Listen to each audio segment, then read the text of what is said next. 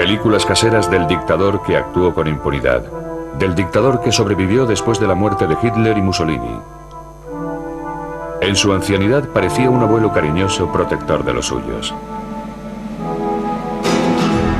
Esta es la historia, sin embargo, del hombre que se convirtió en el general más joven de Europa desde Napoleón, que alcanzó el poder en un golpe de Estado concebido por su hermano, que ocultó al mundo sus acuerdos con Hitler, que creía haber sido designado por Dios para llevar a cabo una cruzada que salvara a España, y que firmó condenas de muerte mientras se tomaba una taza de café. Esta es la historia del general Franco.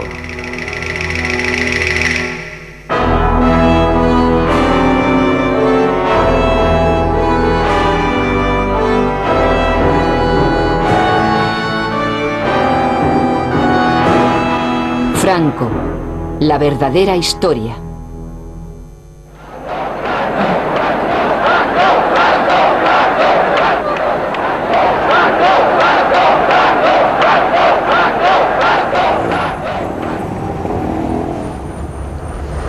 Actualmente, en la Nueva España, Franco ha sido borrado totalmente de la memoria, suprimido en un voluntario acto de amnesia colectiva. Da la sensación de que su historia es demasiado bochornosa, demasiado dolorosa para recordar, como un libro que nadie se atreve a leer. Como consecuencia de ello, se ha tejido alrededor de su memoria un entramado de leyendas que empieza ahora a clarificarse, permitiendo que emerja el verdadero Franco.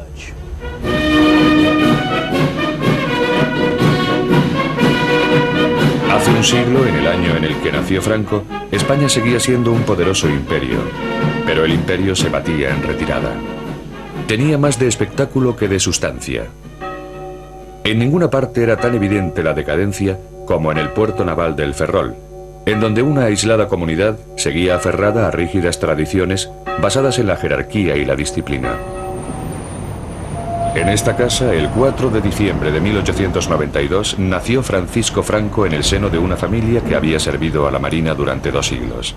Eran 4 hermanos y compartió su modesta educación con su hermana Pilar. Mi hermano era un chico muy serio, muy formal, muy delgadito, muy moreno, le llamaban cerillita, cerillita de lo delgadito que era.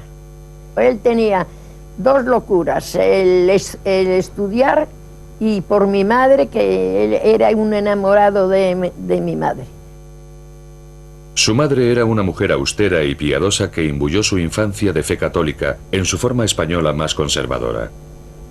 Sus valores serían una constante a lo largo de toda la vida de Franco. Su padre, en cambio, un contador naval, era un libre pensador a quien le gustaban la bebida y las mujeres. Humillado por la vergüenza que esto causaba a la familia, Franco sentía un amargo desprecio por su padre, pero al guardárselo para sí, aprendería a reprimir todo tipo de emociones. En 1898 temblaron los cimientos del pequeño mundo de El Ferrol. La desvencijada flota española hubo de enfrentarse a la poderosa y moderna marina norteamericana en guerra por la última colonia española en Latinoamérica, la isla de Cuba. Los españoles enseguida se vieron atrapados en una derrota tan traumática como la de Trafalgar. ¿Pueden imaginarse lo que debió sentir aquel niño de 6 años cuando los restos de la flota regresaron a este puerto de luto? Lo que fue una calamidad para España supuso una tragedia personal para cada uno de los individuos de esta cerrada comunidad. En los colegios, los alumnos llevaban brazaletes negros y Franco y sus compañeros eran instruidos con frases como «El deber es más hermoso cuanto mayor sea el sacrificio que exige». El heroico fatalismo que contienen estas morbosas palabras acosaría a Franco, y el ansia nostálgica por restaurar la antigua grandeza de España se convertiría en su implacable meta.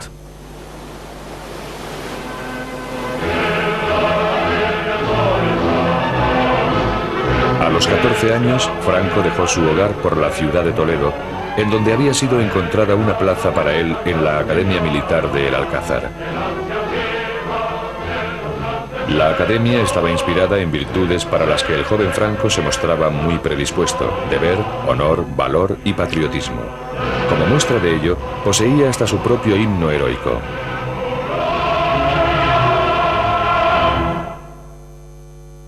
El nuevo cadete tenía tan poca estatura y una voz tan aguda que se convirtió en víctima de los gamberros de la academia. Su constitución era tan frágil que fue obligado a portar un rifle recortado. Humillaciones que soportó con estoica resolución. Franco era diligente, pero no mostraba ninguna cualidad que sugiriera que sería un líder en el futuro. No es de sorprender que al terminar sus estudios, Franco consiguiera el mediocre puesto número 251 entre 312 cadetes. Era el año 1910. Los resultados conseguidos por Franco en la academia significaron que tendría pocas perspectivas en un ejército ya saturado de oficiales. La única forma que tenía de ascender era abandonar España y dirigirse a África, el último puesto de su amado imperio.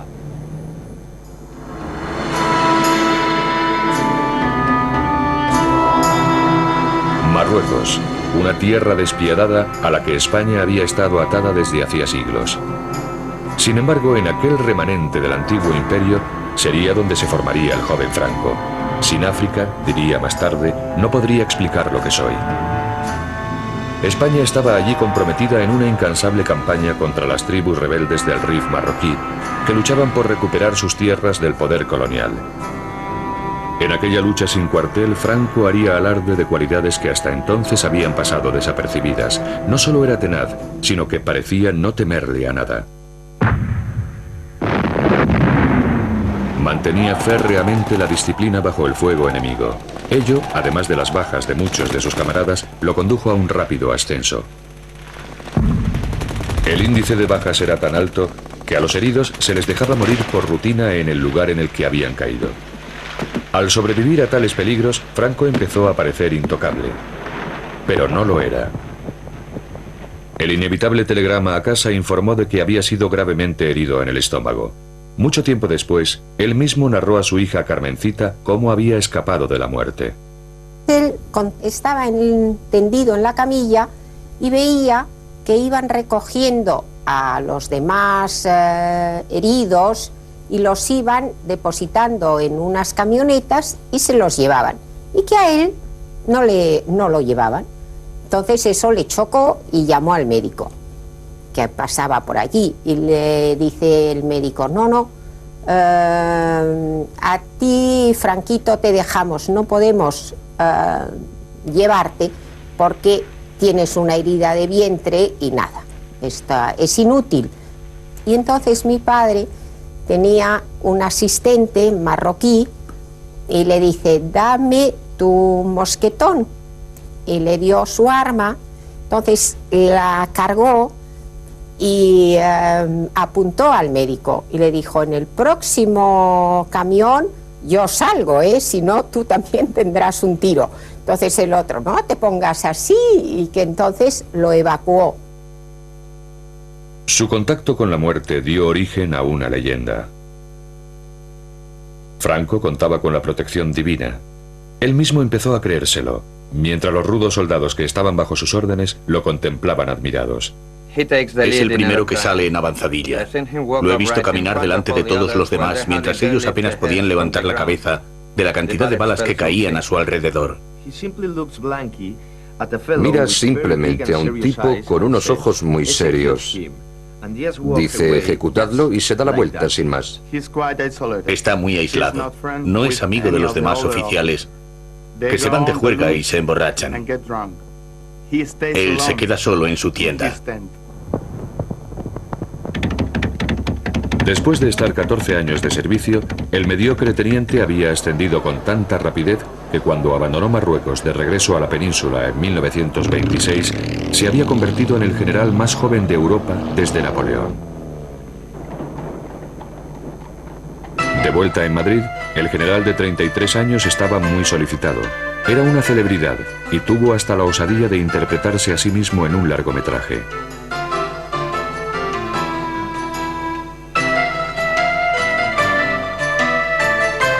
También encontró tiempo para casarse. Su esposa, Carmen Polo, era de buena cuna y estaba bien relacionada. Los ojos de Franco descubrieron un mundo muy diferente de los de El Ferrol y África, pero la vida de la clase alta nunca le entusiasmó.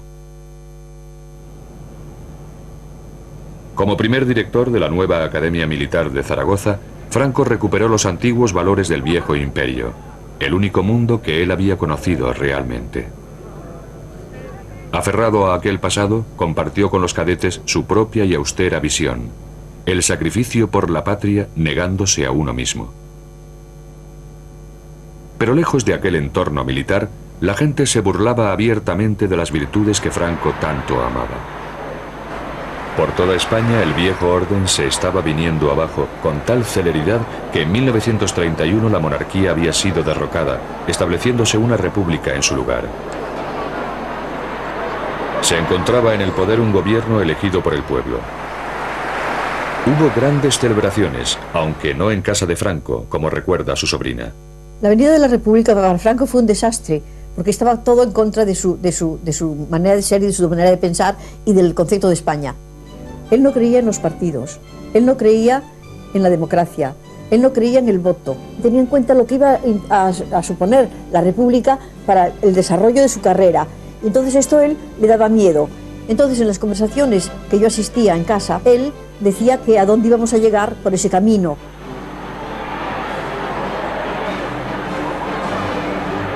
El nuevo Estado era sin duda frágil y se debatía peligrosamente entre la izquierda y la derecha en una nación profundamente dividida.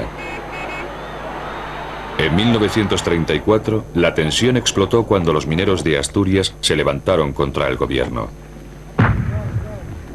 Al haber una coalición conservadora en el poder, se le encomendó a Franco aplastar la revolución, una labor que llevó a cabo con escrupulosa dureza.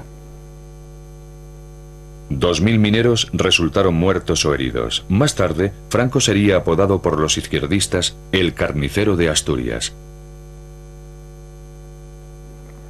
Franco culpó del levantamiento a la nueva democracia española, no a las condiciones de extrema dureza que debían soportar los mineros. En 1936, el péndulo político había vuelto a balancear. Una coalición de izquierdas se encontraba al frente de la administración. Temiendo un golpe de Estado de la derecha, el nuevo gobierno alejó a los generales que más temía de los centros de poder.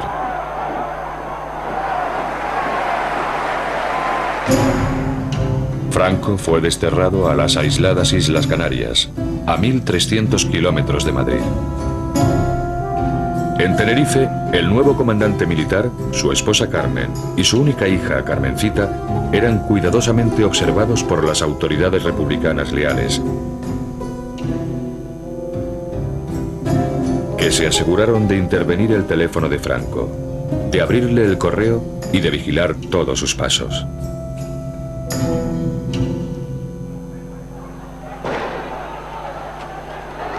En la península, el creciente malestar social dio paso a la violencia política.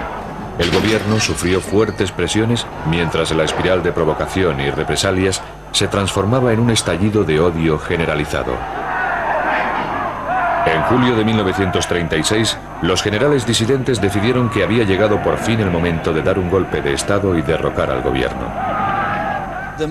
Dice la leyenda que desde su exilio en Canarias, Franco fue la mano oculta tras el alzamiento militar que pronto conduciría a España a una guerra civil. Pero lo cierto es que él era demasiado calculador para iniciar una aventura tan arriesgada y, por lo tanto, se mantuvo a cuidadosa distancia de aquellos colegas suyos que estaban ciertamente tramando el derrocamiento de la República. Franco solo se unió a los rebeldes en el último momento y porque fue forzado a ello por circunstancias totalmente imprevistas. La planificación del golpe de Estado estaba en manos del general Mola. Ya que Franco se había comportado como un héroe en Marruecos, Mola le pidió que encabezara el alzamiento allí. Los rebeldes habían contactado ya con simpatizantes en Londres para elaborar un plan que obligase a Franco a tomar parte. Desde el aeropuerto de Croydon se fletó un avión para garantizar que si Franco se echaba atrás, pudiera ser trasladado en avión desde Canarias a Marruecos al estallar el alzamiento. Al piloto, el capitán Cecil Webb, no se le dijo nada sobre su verdadera misión. Me preguntaron si quería viajar a las Islas Canarias para recoger a un líder del RIF y comenzar una revolución en Marruecos. Pensé, qué aventura. En aquel entonces yo tenía una relación muy interesante con una de las chicas del Desert Song, donde se encontraban los líderes del RIF. De manera que pensé, qué coincidencia, voy a ayudar a un líder del RIF a comenzar una revolución.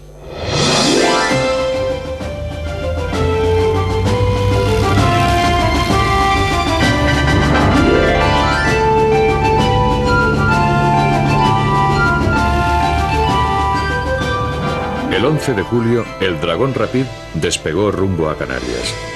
Para evitar tomar tierra en España, tuvo que tomar una ruta más larga.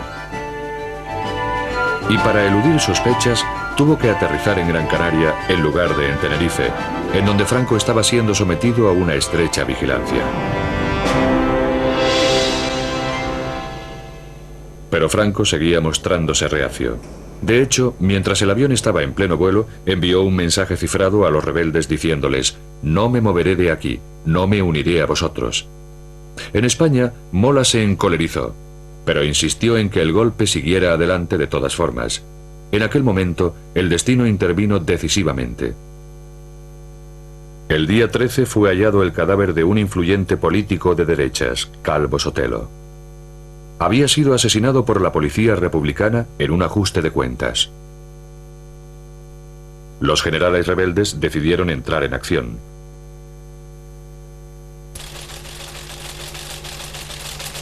Mola se comunicó por cable cifrado con sus compañeros de conspiración diciéndoles que el alzamiento tendría lugar el 18 de julio. Ahora que nada podía detener el golpe, Franco tuvo que elegir. Sopesó cuidadosamente las ventajas y, al comprender que nadie estaba a salvo, se declaró finalmente a favor de los rebeldes. Su problema, cuando solo faltaban 48 horas para el día decisivo, era llegar al Dragón Rapid que le habían dicho que lo aguardaba en Gran Canaria. A Franco le estaba prohibido salir de Tenerife sin permiso de Madrid. Necesitaba urgentemente un pretexto y una coincidencia fatal se lo suministró de repente. El día de mi santo nos fuimos a Las Palmas porque mi padre tenía que presidir el entierro de un general que se había matado manipulando una pequeña arma. La muerte de un general, una excusa perfecta para viajar a Gran Canaria. A primera hora de la mañana, después del funeral, Franco se encontraba en una habitación de este hotel cuando recibió un telegrama. El mensaje, el alzamiento de Marruecos, se había adelantado un día.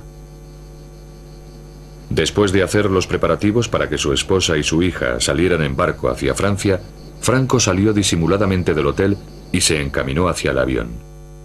Pero la noticia del alzamiento se extendió con rapidez. Franco era un hombre buscado. Se bloquearon las carreteras para detenerlo. Tras escapar de sus garras, se escabulló a bordo de este transbordador y alcanzó su destino por mar. A eso de las 3 de la tarde, en voz oí pronunciar la frase: «Aquí viene». Un transbordador pasó por delante del muelle y se dirigió hacia la playa. Mientras los soldados y el personal desembarcaban, pensé: no veo a ningún líder del RIF con su chilaba al viento. ¿Dónde diantre se ha metido? Pero vi a un hombre que parecía un general con un ancho fajín. Cuando se acercó al avión, me fue presentado como el general Franco. Subió a bordo.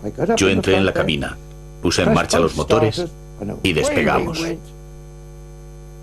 En la península, los rebeldes tenían problemas. En lugar de conseguir el control en toda España, solo lograron hacerse con 2 zonas.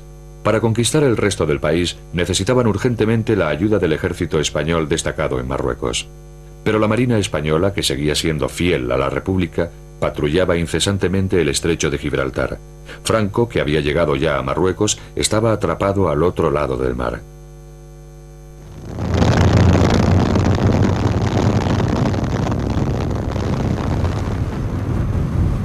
Sin embargo, el ejército de Marruecos emprendería muy pronto el viaje a la península. Al llegar a Marruecos, Franco pidió ayuda por cable a los dos únicos líderes extranjeros con probabilidades de responder, Hitler y Mussolini. Ambos accedieron a suministrarle los aviones que necesitaba para organizar el primer traslado de tropas por avión de la historia, salvando así tan chapucero golpe.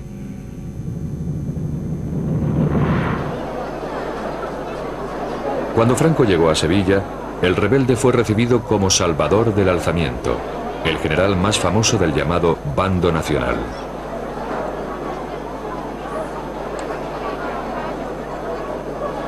Antes de emprender su ofensiva, decidió enviar un mensaje al mundo exterior que expresaba el futuro incierto que impondría en toda España.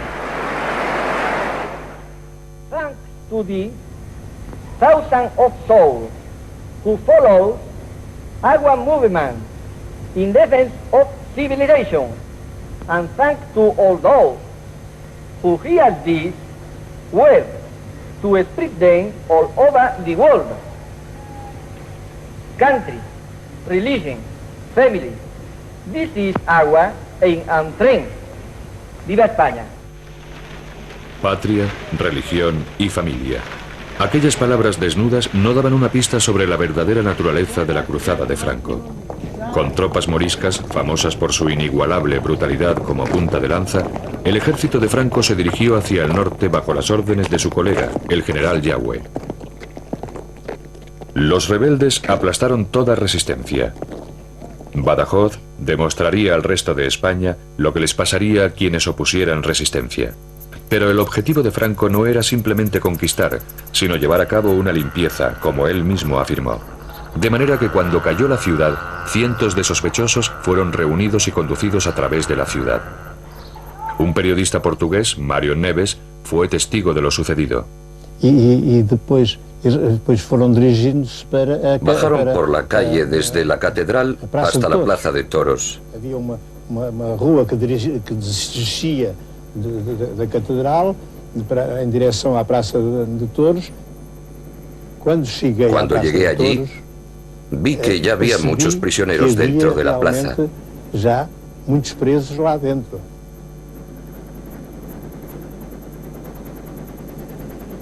Iam buscá-los. La mayoría de los prisioneros estaban encerrados en los toriles en donde solían estar los toros. Antiguamente los toros y los toreros iban buscarlos. Los sacaron y los condujeron al centro de la plaza, en donde los fusilaron. Y mataban en pequeños grupos. Los mataban en pequeños grupos. Esos muertos cargaban sus cadáveres en camiones y carretas y los llevaban al cementerio, en donde los apilaban en filas.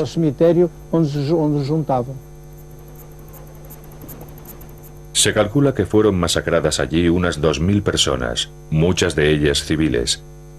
En aquel espantoso conflicto se cometieron atrocidades en ambos bandos, pero los nacionales fueron sistemáticos.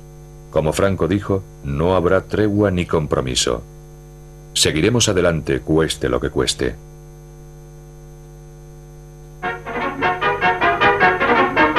The advance of General Franco's columns is pushed on remorselessly.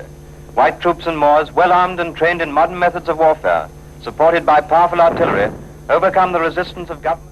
Madrid era su destino, pero Franco desvió de repente a sus tropas hacia una ciudad sin ninguna importancia estratégica, pero con un gran significado simbólico.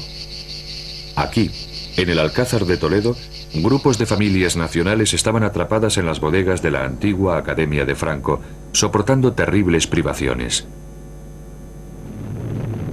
Bajo el asedio de la milicia republicana, su rescate era una cuestión de honor, y para Franco, una ocasión inmejorable para aumentar su prestigio, aprovechando un drama que había cautivado la atención de la opinión pública.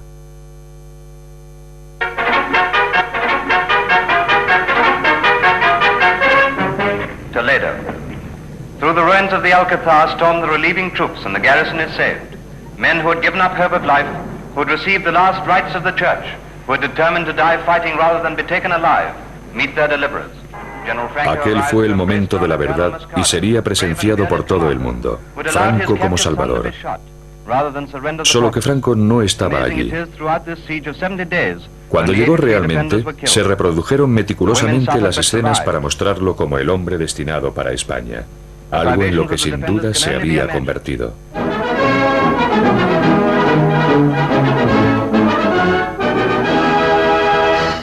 Con el paso de los días llegaron más noticias. Y de nuevo había una gran distancia entre la imagen dada y la realidad. In Burgos, the seat of the Spanish rebel government, there is a big crowd for a big occasion. For General Franco has arrived on very special business. And amid the plaudits of the multitude, they go inside to the old palace, where he addresses the leaders of the rebellion assembled to hear him. He is nominated head of the state, and his friends again embrace him on the appointment. Lo que los dignatarios allí reunidos no podían saber era que la impresión ofrecida por Franco de haber sido investido como la autoridad suprema era, por decir poco, equívoca. Las pruebas ahora disponibles revelan que los generales estuvieron discutiendo hasta el último momento cuáles debían ser exactamente los poderes que otorgarían a su ambicioso colega. Ahora sabemos que justo antes de la liberación del Alcázar, los generales rebeldes abandonaron el frente para reunirse en esta finca cerca de la ciudad de Salamanca. Aquí nombraron a Franco jefe de Estado, o generalísimo, como sería conocido. Franco, no obstante, también deseaba el poder político, y para obtenerlo, sus seguidores concertaron otra reunión. Entre ellos destacaba su hermano Nicolás, que habría de jugar un papel decisivo en el meteórico ascenso de Franco. Después del golpe efectista orquestado por Franco en el Alcázar, Nicolás organizó una bienvenida para su hermano que impresionaría a sus colegas cuando regresaron a la segunda reunión. En la finca utilizaron el comedor familiar como sala de reuniones. Después de una acalorada discusión, accedieron a otorgarle el máximo poder político, pero con la condición crucial de que solamente lo ostentaría durante la guerra y que debería retirarse una vez se hubiera obtenido la victoria, lo cual esperaban que fuera cuestión de unos pocos meses. Esta limitación, sin embargo, no les pareció suficiente a algunos de los militares de más edad. El general Cabanellas, que conocía demasiado bien a Franco, confesó más tarde que había advertido a sus colegas acerca de la desaforada ambición del generalísimo. No sabéis lo que habéis hecho, porque no lo conocéis tan bien como yo. Si, como pretendéis, le hacéis entrega de España, creerá que es suya y no permitirá que nadie lo sustituya ni durante la guerra, ni después de ella, hasta que haya muerto. El decreto fue llevado al cuartel general de los rebeldes en Burgos para ser impreso. Pero en el documento había sido omitido del texto la crucial condición, para asombro de aquellos que creían estar al mando, como Ramón Garriga. En la reunión de Salamanca, celebrada por los generales, en el documento que establecieron, pusieron la frase que Franco sería jefe, pero que al final de la guerra él dejaría de ser jefe, y esta frase no apareció en el documento. Ahora, el misterio que existe todavía es quién sacó la frase del documento. Ahí está, Nicolás Franco. Las pruebas que apuntaban contra Nicolás han sido reforzadas por su propio hijo, quien nos aseguró que su padre había manipulado el documento final. El golpe de Estado había sido llevado a cabo con habilidad. No había ningún rival lo bastante fuerte como para desafiar los hechos consumados sin perjudicarlos a todos, y los generales eran reclamados urgentemente en el frente. Esta es la verdad acerca de la leyenda según la cual Franco aceptó el poder absoluto solo para complacer a sus colegas.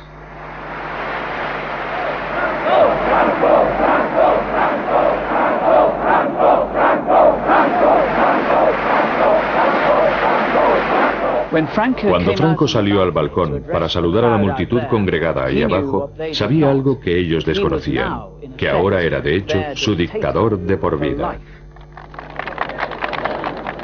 A partir de entonces, Franco dejaría de ser un simple mortal.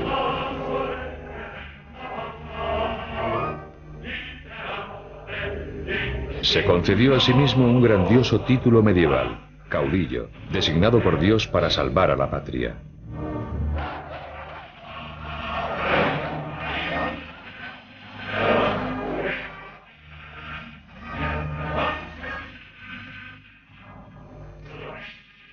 Al proclamar que la suya era una cruzada santa, comprometió a los jefes de la Iglesia Católica con su causa.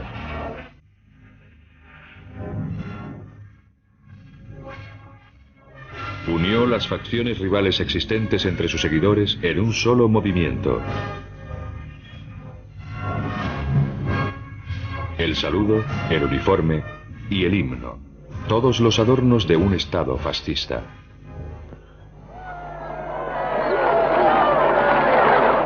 El caudillo se rodeó entonces de todo el boato del poder, incluyendo una guardia de honor formada por tropas moras. Pero aún así, todavía no gobernaba España. Constitucionalmente era un traidor contra la República que aún ofrecía una fiera resistencia. A pesar de las apariencias, la situación de Franco no era tan sólida como parecía. Para ganar la guerra necesitaba más armas, más hombres, y de nuevo se volvió hacia Hitler y Mussolini, asegurándoles que esta también era su cruzada.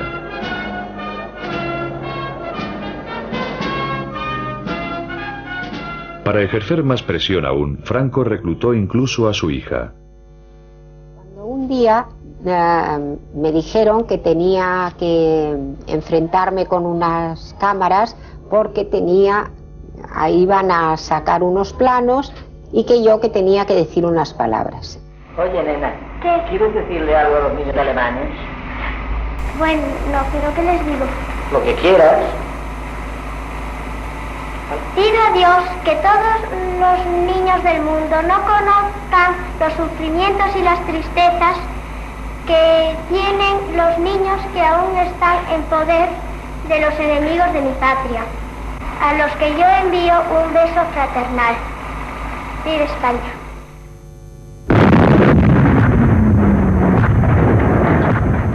En su cruzada por limpiar profundamente España, el generalísimo decidió aniquilar al enemigo no rápidamente, sino por agotamiento. Al principio, su estrategia desconcertó a los alemanes e italianos, de cuyo apoyo tanto dependía. Pero estos pronto comprendieron la existencia de un propósito oculto. Los generales alemanes se sentían frustrados porque, desde su punto de vista, Franco avanzaba con demasiada lentitud y demasiada precaución, sin correr ningún riesgo, y sospecharon que lo hacía para consolidar su propia situación política. Opinaban que se habría podido ganar la guerra fácilmente un año antes si hubiera puesto en práctica normas estratégicas corrientes. Al prolongar la guerra para garantizar la sumisión absoluta de toda España, Franco hizo que su nación pagara un alto precio. Tras 33 meses de incesante conflicto, el país estaba arrasado. Las bajas se contaban por cientos de miles. Gran número de personas habían perdido su hogar y desfallecían de hambre. Miles huyeron al exilio. Una nación dividida había sido rota en pedazos. En la primavera de 1939, el tímido muchacho que apenas podía sostener un rifle tenía un pueblo a sus pies. Ahora por fin uniría a España en el temor de Dios y devolvería su antiguo esplendor al imperio en decadencia.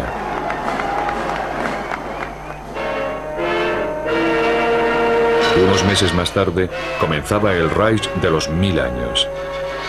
Franco se quedó fascinado por la escala de la ambición de Hitler.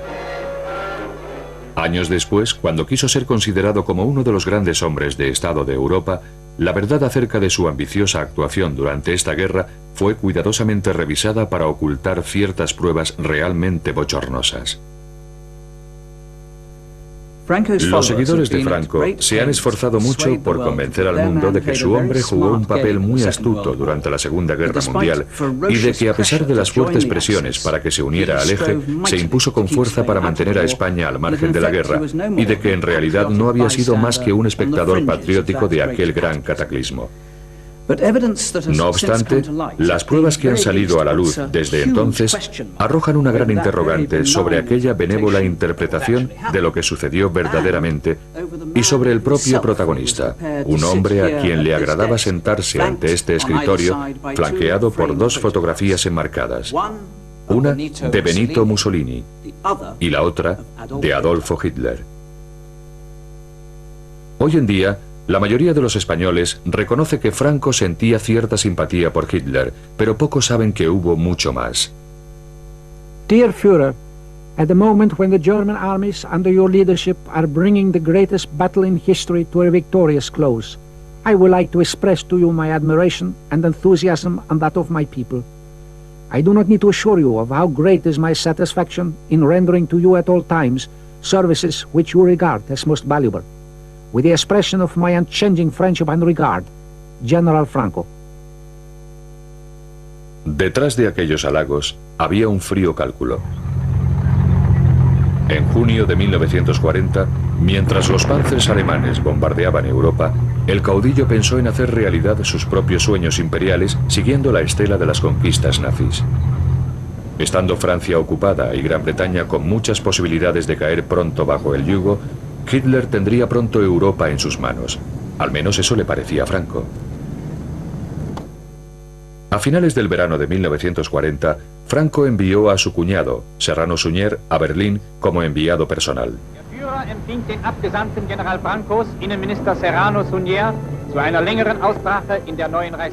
A Serrano se le encomendó que informase a sus anfitriones de que España entraría en guerra en el bando alemán a cambio de ayuda y armas y un buen trozo de África del Norte en donde volver a instaurar el imperio español. A los alemanes no les impresionó la oferta, como descubrió el enviado de Franco en un humillante encuentro con el ministro de Asuntos Exteriores nazi.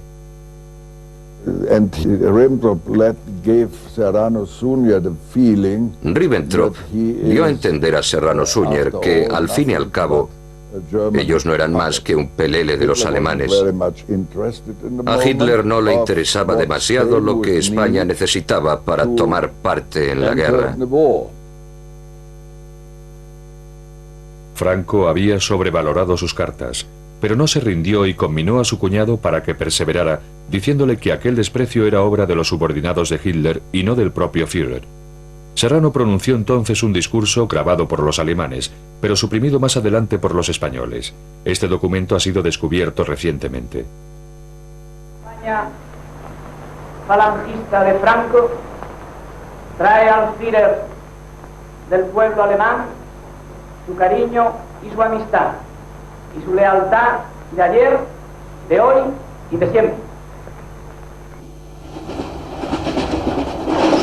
Unas semanas después, Hitler cruzaba Francia. Su destino final, la frontera española para conocer personalmente al caudillo. El rumbo de la guerra había dado un giro. Si lograba asegurar un pacto con Franco, España podría ser útil al eje a la hora de someter a Gran Bretaña.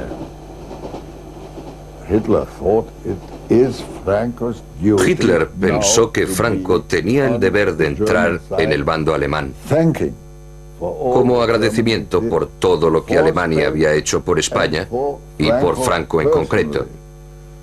Actualmente en España se piensa que Franco acudió a la cita con Hitler totalmente decidido a pedir lo imposible para de esa forma mantener a España al margen de la guerra. Las pruebas demuestran lo contrario. Acompañado por su cuñado, Franco partió de San Sebastián hacia su fatal encuentro en Hendaya, a solo 25 kilómetros de la frontera francesa.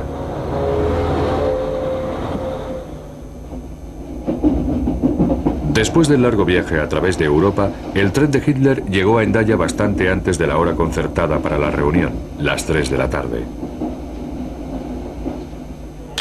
El tren de Franco se retrasó, pero no fue, como afirman sus seguidores, un plan pensado para debilitar a Hitler. Todo lo contrario. Y salimos con mucho tiempo para llegar antes de la hora convenida y estar esperando un poquito.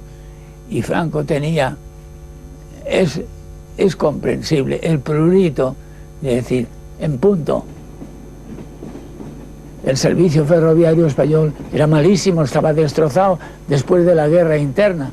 Y llegamos a Hendaya con 5 minutos de retraso. Franco iba nervioso y los 5 minutos de retraso le produjeron un gran disgusto.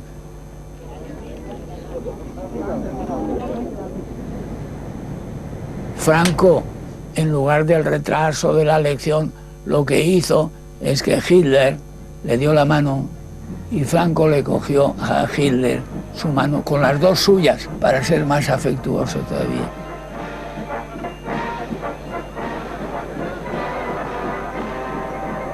Hitler knew already a lot about Franco, about his way. Hitler sabía entonces mucho sobre Franco, sobre sus métodos, sus tácticas.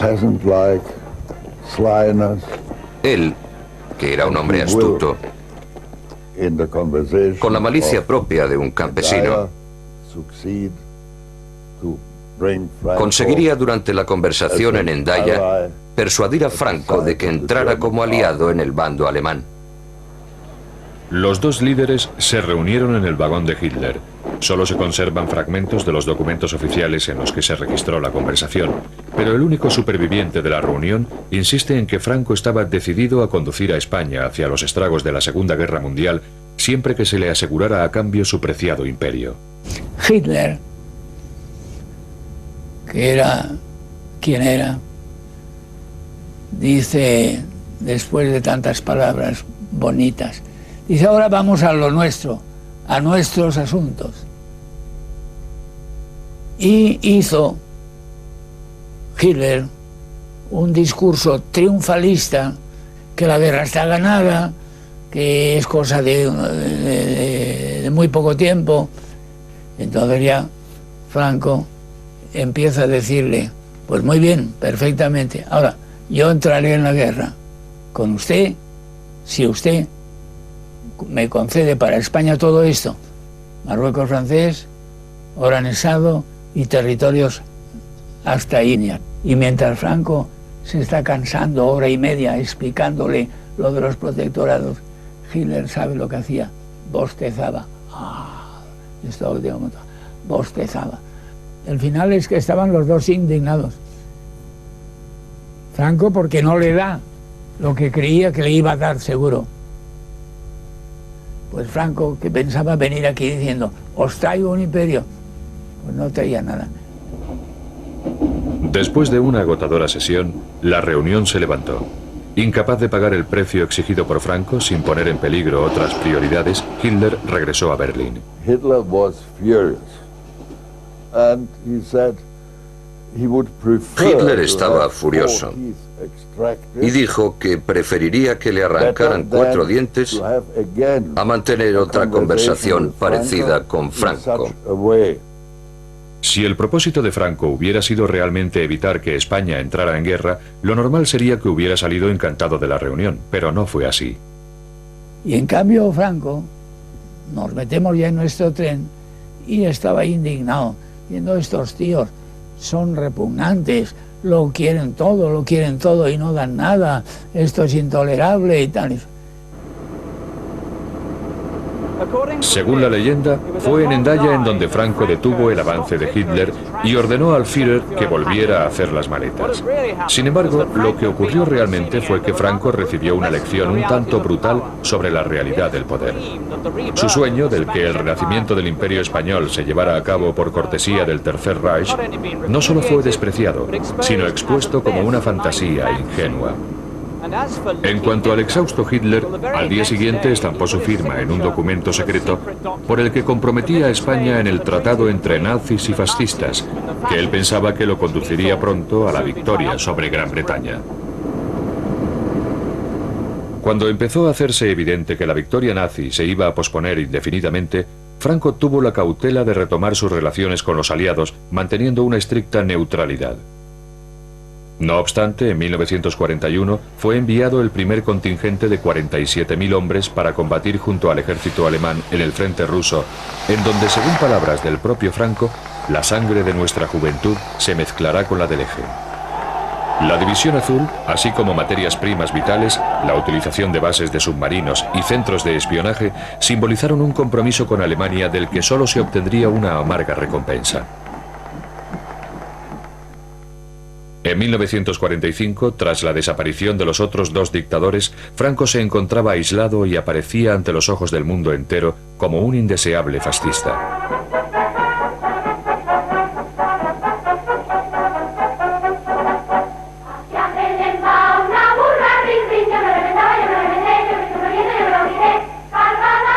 Cuanto más se aislaba España del resto de Europa, más se encerraba el caudillo en su nostalgia, presidiendo como un antiguo monarca católico las teatrales manifestaciones de homenaje público.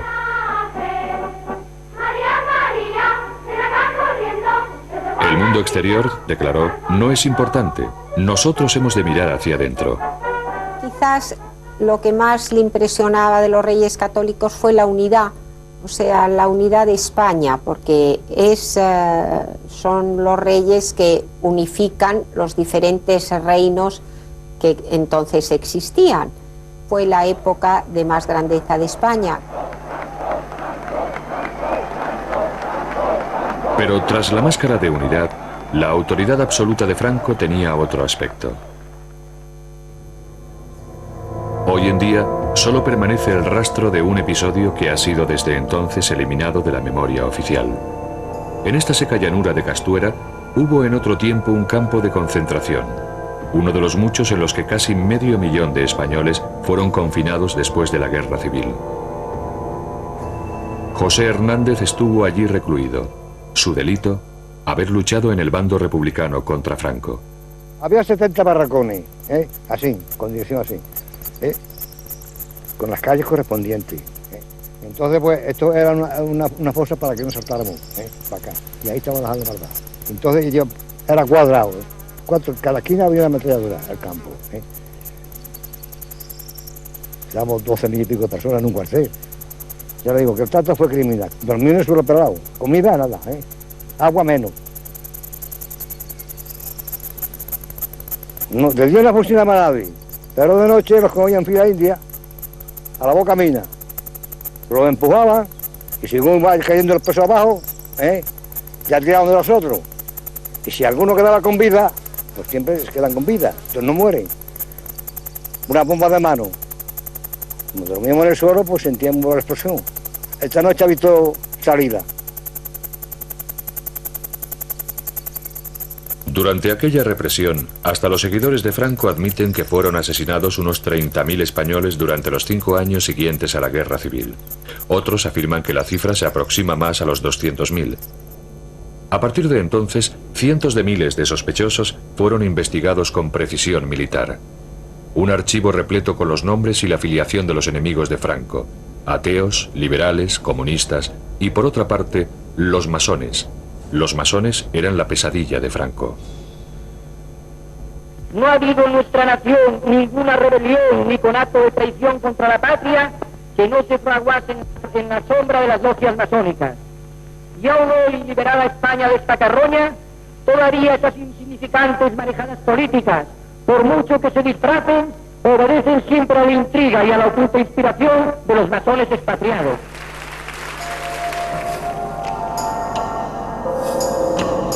El odio que Franco sentía por la masonería era tan obsesivo que llegó incluso a construir su propia logia masónica como recuerdo permanente de aquel particular descenso al infierno. Con un esmero patológico, reunió todo tipo de extrañas reliquias, símbolos para él del anticristo y del antiespañolismo del que debía salvar a la madre patria. Y por lo tanto, la masonería, al igual que el comunismo, estaba prohibida. Franco presidía un sistema judicial en el que la pena máxima por un acto de subversión era la muerte. Ni a pesar de las advertencias de sus colaboradores, temía tomar él mismo la decisión final. Franco no era un sanguinario, no es que le gustara la sangre, pero él actuaba como con leyes de guerra, consideraba enemigos a los que no pensaban como él. En su mente estaba que el bien de España era él, y era lo que él disponía. Las sentencias de muerte, había un jefe jurídico de su gabinete que con todos los juicios militares, porque se hacían los juicios militares, le llevaba los casos con una explicación de cada caso. Y entonces él las solía firmar tomando café, después de comer. Iba este señor, llevaba los papeles y allí se firmaba, este sí y este no. Esto es muy duro, pero es que es así. Franco decretó que se construyera un monumento en honor de aquellos, y solamente aquellos que habían entregado su vida durante la guerra civil en defensa de los ideales que él representaba. El mausoleo sería excavado en las rocosas entrañas de la tierra y recibiría el nombre de Valle de los Caídos. Entre los trabajadores, más de 20.000 hombres, había cuadrillas de prisioneros republicanos que trabajaron allí durante 20 años para que, según palabras de Franco, pudieran redimirse a través del trabajo. Coronando aquellos siniestros ideales, Franco colocó una enorme cruz más alta incluso que la Torre Eiffel.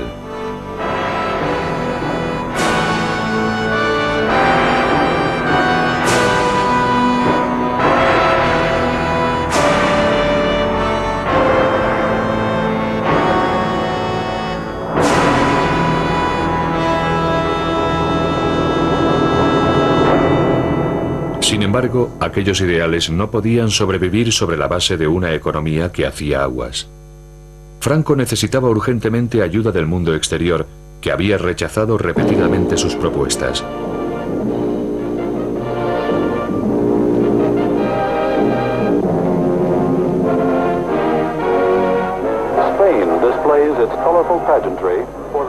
En 1959, el líder del mundo libre puso pie en un país que había sido condenado al ostracismo por las demás democracias. Pero era la época de la Guerra Fría, y España ofrecía un puesto estratégico contra la Unión Soviética. Además, el enemigo de mi enemigo es mi amigo, aunque este se llamara Franco. Generalissimo, ladies and gentlemen, let me assure you of my satisfaction that at long last I have fulfilled an ambition of mine almost of a lifetime, to come to Spain, to Madrid, and to see the Spanish people. Para el caudillo, Ike era una presa vital, y Franco sabía perfectamente cómo seducirlo. El intérprete del presidente en aquella visita lo recuerda con claridad. Esta enorme avenida de varios kilómetros de largo estaba repleta de gente empujando hacia el centro de la calle. Fue una impresión extraordinaria. Estaba empezando a oscurecer y la gente gritaba. Franco había organizado una bienvenida que diera al presidente la impresión de que aquella tierra feliz debía ser ahora acogida con los brazos abiertos por las naciones civilizadas. Eisenhower estaba asombrado por las gigantescas dimensiones de aquella multitud que empequeñecía cualquier cosa que hubiéramos visto antes. Lo miré y vi que reaccionaba muy positivamente ante aquel público tremendamente entusiasta. Los vítores eran realmente atronadores. El general Eisenhower me preguntó, ¿qué están diciendo? Y le contesté, dicen Ike, que es como se pronuncia en español su apodo. En el edificio más alto de Madrid todas las ventanas habían sido tapadas, excepto aquellas que formaban la palabra Ike. La operación Ike fue la culminación de un largo proceso de regateo entre ambas naciones, pues cada una quería lo que tenía la otra: bases de los Estados Unidos sobre suelo español a cambio de dólares norteamericanos.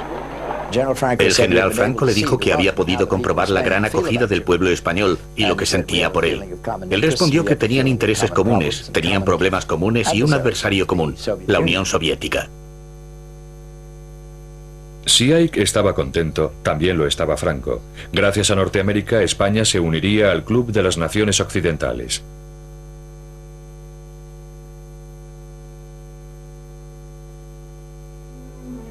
Por fin, Franco podía empezar a relajarse y a cultivar una imagen diferente. Ya no era el caudillo en plena cruzada, sino un hombre paternalista y generoso que protegía al pueblo español. Y resultaba mucho más fácil ahora que gobernaba bajo un despegue económico, algo que apenas comprendía, pero del que siempre se declaró responsable. Excelencia, Nodo quiere también felicitarle y recoger sus palabras para los espectadores de nuestro noticiario. Yo saludo y felicito al Nodo en este 20 aniversario de su fundación, y de esta paz y tranquilidad de España envío mis votos de paz y de felicidad para todo el mundo del año 1963. Gracias, Excelencia.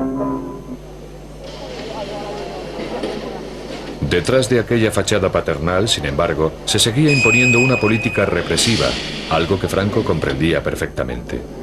En toda Europa, los años 60 fueron el comienzo de una nueva era de libertades sociales y de protestas políticas, pero no en España, en donde el Estado policial seguía amordazando la libertad de expresión y opinión. Había el viejo principio de que la guerra, la información, él tomaba siempre la cosa de una beligerancia frente a un enemigo, que era el comunismo. Pues la información es básica para ganar una victoria.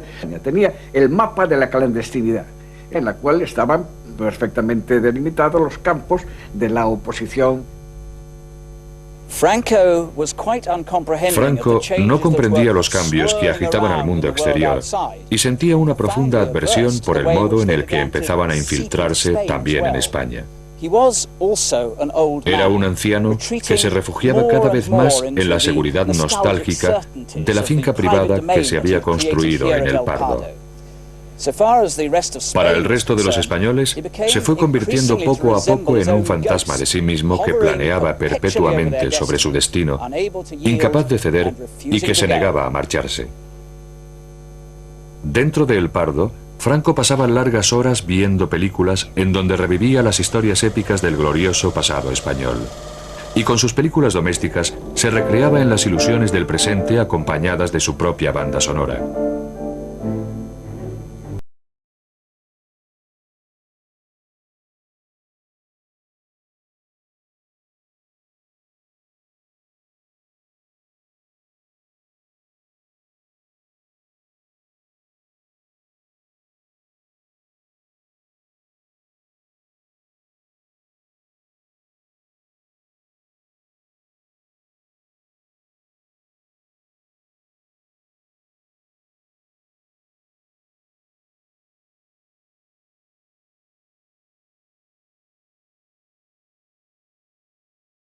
Franco se creía un enviado de Dios y yo creo que nunca dudó de que él era un hombre enviado por Dios para salvar a España. Por eso creo que moriría en paz, seguro, porque él estaba muy seguro de esa misión. Y eso sí me lo dijo el mismo Franco a mí, que él se creía un enviado de Dios para ser padre de los españoles, y él me decía esta frase: padre, miren, me extraña mucho que algunos españoles estén contra mí, porque yo me considero padre de todos los españoles.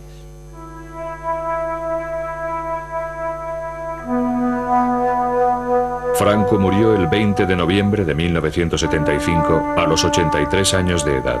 Sus restos están enterrados bajo la cruz del Valle de los Caídos.